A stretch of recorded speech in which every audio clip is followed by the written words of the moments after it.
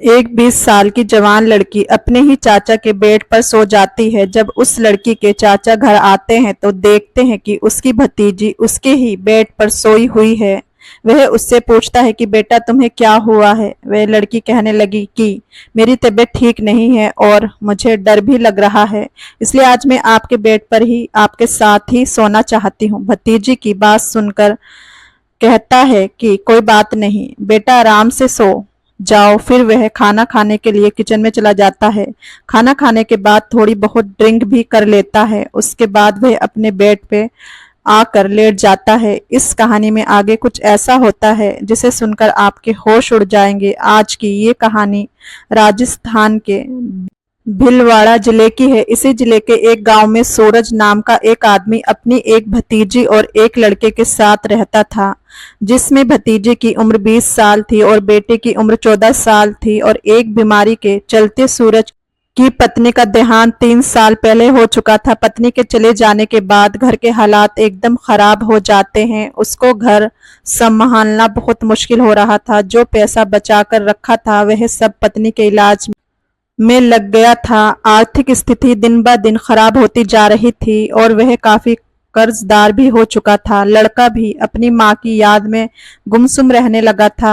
उनको संभालने वाला भी कोई नहीं था। औरत तो बच्चे के साथ साथ घर को भी अच्छी तरह संभाल लेती है, मगर एक मर्द के लिए ये सब करना बहुत मुश्किल हो जाता है। घर के हालात देखकर सूरज पूरी तरह से टूट जाता है।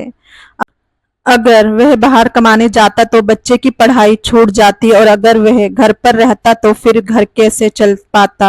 एक दिन उसे ख्याल आया कि अब दूसरी शादी कर लेनी चाहिए। सूरज ने सोचा कि अगर वह शादी कर लेता है तो घर भी आबाद हो जाएगा और वह भी बाहर कमाने जा पाएगा। फिर वह अपनी भतीजी और लड़के से कहता है, बेटा मैं सोच रहा हूँ कि दूसरी शादी कर लूँ, इससे तुम लोगों की देखभाल भी अच्छे से हो जाएगी और मैं भी बाहर कमाने जा सकूंगा। तुम्हारी माँ के जाने के बाद जो तुम्हारी सबकी हालत हो गई है अब मुझसे देखी नहीं जाती। चाचा की इन सब बातों को सुनकर भतीजी एकदम खामोश हो जाती है। उसकी जुबान से एक भी शब्द नहीं निकलता।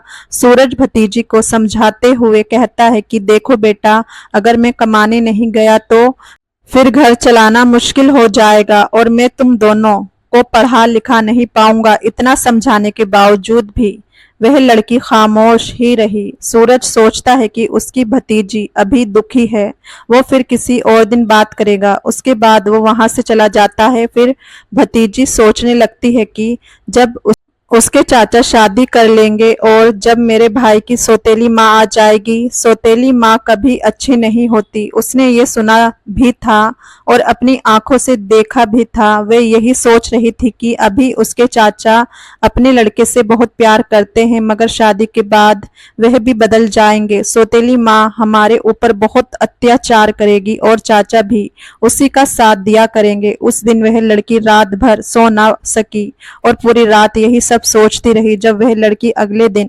कॉलेज जाती है तो उसे रास्ते में उसकी फ्रेंड मिल जाती है जो उसके साथ उसके कॉलेज में ही पढ़ा करती थी। फिर वह लड़की अपनी फ्रेंड को सारी बातें बता देती है जो उसके चाचा ने अपनी शादी के बारे में उससे कही थी। उसकी फ्रेंड कहती है कि ये तो बहुत गलत होने वाला है तुम लोगों के साथ। एक तो पहले ही तेरी मम्मी पापा खत्म हो गए, अगर तुम्हारे चाचा ने शादी कर ली तो तुम्हारे ऊपर बहुत बड़ी मुसीबत आ जाएगी। एक तो तुम्हारे भाई की वो सौतेली माँ रहेगी और सौतेली माँ के बारे में तो तुमने सुना ही होगा वे किस तरह की होती हैं। तुम्हारे चाचा ये शादी तुम लोगों के लिए नहीं कर रहे हैं, वे तो अपनी ख्वाहिश को पूरी करने के लिए कर रहे हैं। उन्हें तो बस अपने लिए एक जीवन साथी चाहिए जो उनकी हर इच्छा को पूरी कर सके। तुम्हारे चाचा को जिस्मानी इच्छा बहुत परेशान कर रही है, इसी वजह से वह शादी करना चाहते हैं। तुम लोग अभी ये मत सोचना कि ये शादी तुम्हारे लिए कर रहे हैं। वे लड़की अपनी फ्रेंड की बातें सुनकर बहुत परेशान हो जाती है।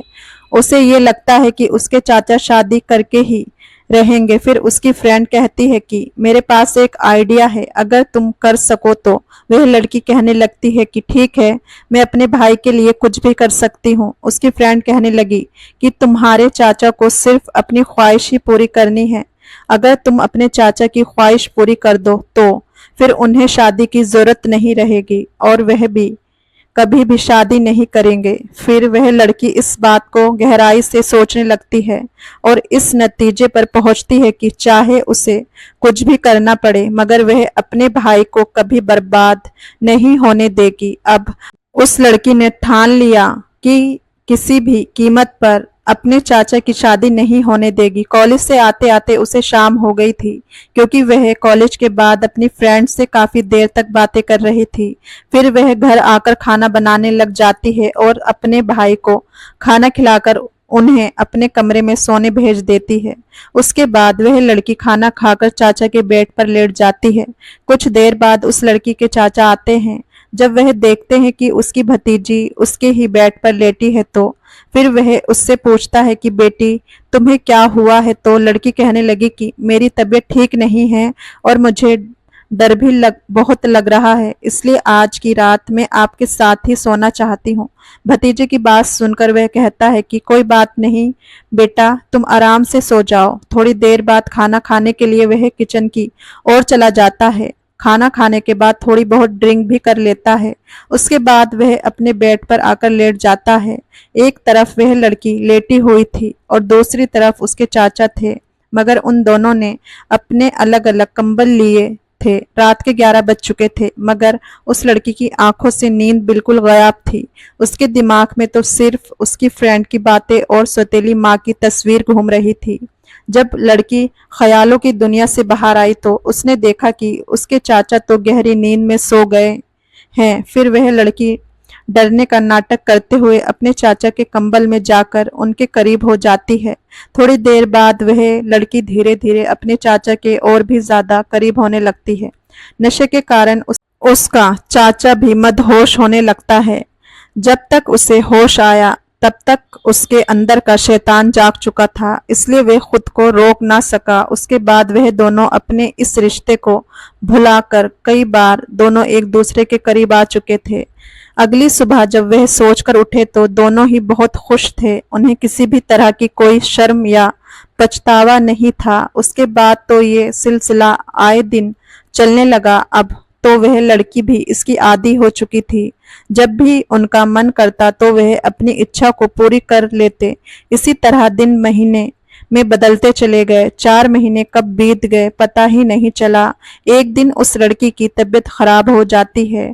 उसे उल्टी और चक्कर आने लगते हैं। फिर वह लड़की चेक करवाने पास के ही एक डॉक्टर के पास जाती है। जब उसकी रिपोर्ट आई तो उसके पैरों तले जमीन खिसक गई। डॉक्टर ने उसे बताया कि वह 2 महीने की प्रेग्नेंट है। उस लड़की के गांव की ही एक औरत उस क्लिनिक में साफ सफाई का काम करा करती थी। जब उस औरत को इस बात का पता चला तो फिर वह औरत पूरे गांव में ढिंडोरा पीट देती है कि सूरज की कुंवारी लड़की मां बनने वाली है। धीरे धीरे ये खबर आग की तरह पूरे गांव में फैल जाती है। सूरज का अपनी ही भतीजी के साथ नाजायज रिश्ता है। एक दिन उसकी फ्रेंड उसके घर जाकर कहती है कि पूरे गांव में पता चल गया है कि तुम प्रेग्नेंट हो। अपनी फ्रेंड की ये बात सुनकर लड़की बहुत परेशान हो जाती है। उसे कुछ भी समझ नहीं आ रहा था कि अब वह क्या करे। वह सोच रही थी कि अब तो उसके पिता की बहुत बदनामी हो जाएगी और वह भी किसी को मुंह दिखाने लायक नहीं रहेगी। एक दिन शाम के वक्त वह लड़की मार्केट से कुछ सामान लाने जाती है। रास्ते में उसे मोहल्ले के कुछ लड़के छेड़ने लग जाते हैं और अश्लील बातें करके उसको परेशान करने लगते हैं और उसका बहुत मजाक उड़ाते हैं। वह लड़की बहुत शर्मिंदा हो जाती है और सामान खरीद कर घर वापस आ जाती है। घर आने के बाद वह लड़की रात को खाना बनाने लगती है। भाई और चाचा को खाना खिलाकर अपने रूम में चली जाती है। उसके दिमाग में सिर्फ एक ही बात चल रही थी कि उसकी उसके चाचा की बहुत बदनामी हो रही है। अब वह सर उठाकर कभी नहीं जी पाएगी।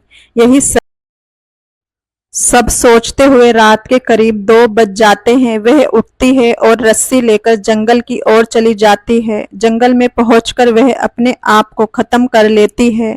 उसी गांव का एक आदमी जंगल की ओर जाता है।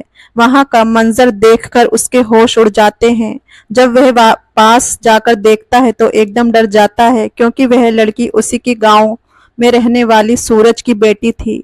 फिर वह आदमी इस बात को पूरे गांव में फैला देता है। ये खबर उस लड़की के चाचा को भी बताई जाती है। उस लड़की के चाचा और गांव के सभी लोग जंगल की ओर चले जाते हैं और उन्हीं में से कोई पुलिस को भी फोन कर देता है। थोड़ी ही देर में पुलिस भी मौके पर पहुंच जाती है और उस लड़की की बॉडी पोस्टमार्टम के लिए भेज दिया जाता है। अब पुलिस पूछताछ करना शुरू कर देती है।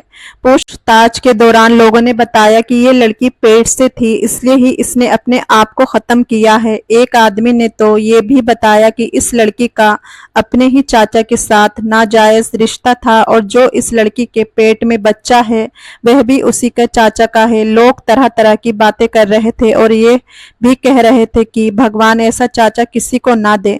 पुलिस फिर सूरज को पकड़कर थाने ले जाती है और पोस्टमार्टम रिपोर्ट के आने का इंतजार करती है। इसी दौरान उस लड़की की फ्रेंड को भी बुलाया जाता है और डर के मारे वह लड़की सारी बातें बता देती है। तब तक पोस्टमार्टम की रिपोर्ट भी आ जाती है और रिपोर्ट में लिखा था कि वह लड़की 2 महीने की प्रेग्नेंट थी। अब पुलिस सूरज से पूछताछ करना शुरू कर देती है।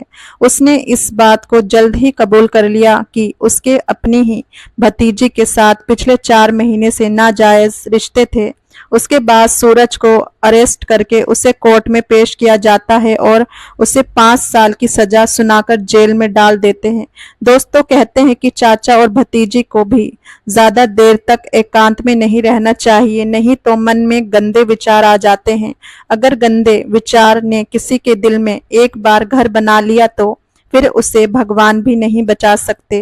फिर वह इंसान कुछ ऐसा कर बैठता है कि जिसके कारण पवित्र रिश्ते भी शर्मसार हो जाते हैं। इस कहानी को सुनाने का मकसद आपकी भावनाओं को ठेस पहुंचाना नहीं है। दोस्तों कहानी पसंद आई हो तो लाइक, शेयर और चैनल को सब्सक्राइब जरूर करें। फिर मिलेंगे एक नई और दिलचस्प कहानी में। धन्यवाद।